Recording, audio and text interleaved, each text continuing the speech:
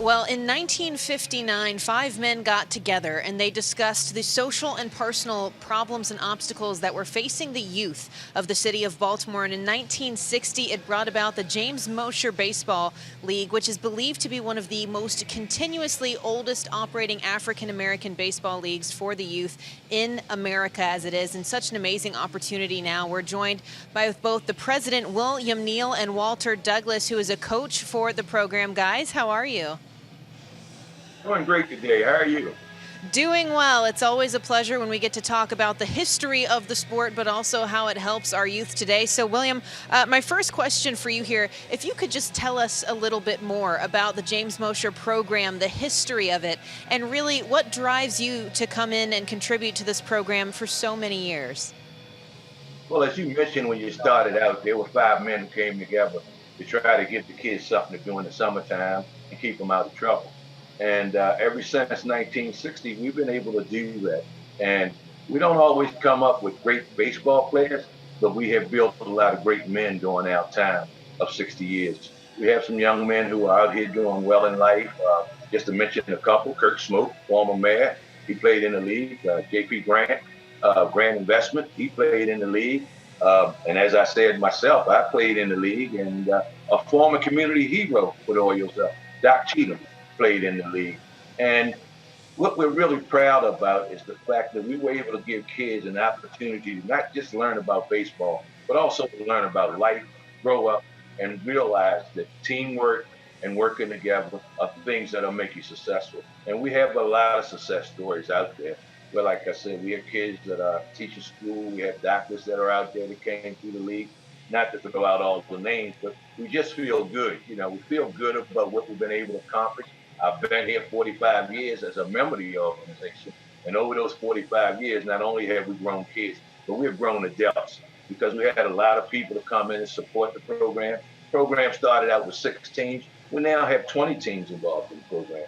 We have girls softball teams that we put in 3 years ago. We put in one team. We now have 2 teams. And we go from the age of 4 to 18. So we really feel very accomplished of what we've done. And we know there's a lot more that we can do. So we're looking forward to keeping James Mosher alive and hopefully continue to support the kids in the community. Well, and like you just said, it stems so much past the game of baseball, the fact that it's open to both girls and boys. Now, as Birdland community heroes, and rightfully so, a donation is coming your way to help out the James Mosher League. Where exactly will that go? I know you guys are part of food drives and back to school drives as well. So how does this help out everything that you happen to be a part of? Well, let me tell you the story. You couldn't have came at a better time. Back in 2018, we were actually contacted by the Jackie Robinson League in Greensville, North Carolina. And they wanted to know if they could bring some teams up and play us some baseball on the new Eddie Murray Field that we had put in at the school. Well, we told them come on up, and they said, well, we're going to bring 3 teams, 8 and under, 10 and under, and 13 and under, and we're going to have about maybe 25 people. So all together, it'll probably be about maybe 75 that'll be coming up. Well, on that Saturday, August the 25th of 2018, they showed up with 2 buses and about 40 cars. They wound up bringing 250 people and parents and players and all up here to play us baseball. And we wanted to go back and play them. Well, we were going to go back this year. We had plans to raise some funds to go back and play them baseball, but because of the pandemic, we couldn't go. We didn't go last year because we were celebrating our 60th anniversary. So we put all our energy into having our 60th anniversary last year. So we already talked to them, and we're looking forward to going in 2021. And believe me, this 2,500 will really start our fundraising drive. So it couldn't have came at a better time. And on behalf of James Military Baseball, we just want to thank the Orioles for their support. Absolutely. And Walter, this question for you in particular, when you look at the impact of Negro Leagues baseball and the legacy that it's left behind, how has that affected and really paved the way for programs like James Mosher to come and stay in existence? Well, both William and I were born right towards the end of the Negro League um, when it expired. So we are really more familiar with the uh, newer baseball players that came into the league in the early 50s. But some of the players in the Negro Leagues were some of the best baseball players ever to play the game. And the legacy of the Negro League is just tremendous. We have, I personally met some of the players from the Negro Leagues.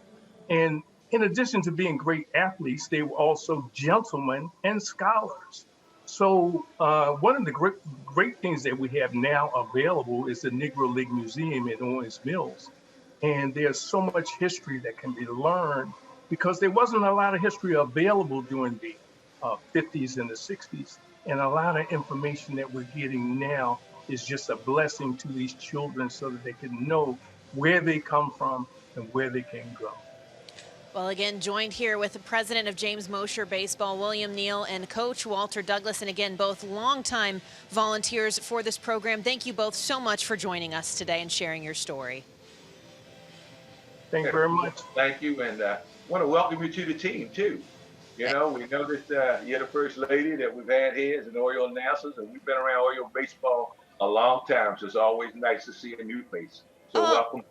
Thank you, guys. I appreciate that. Thank you so much.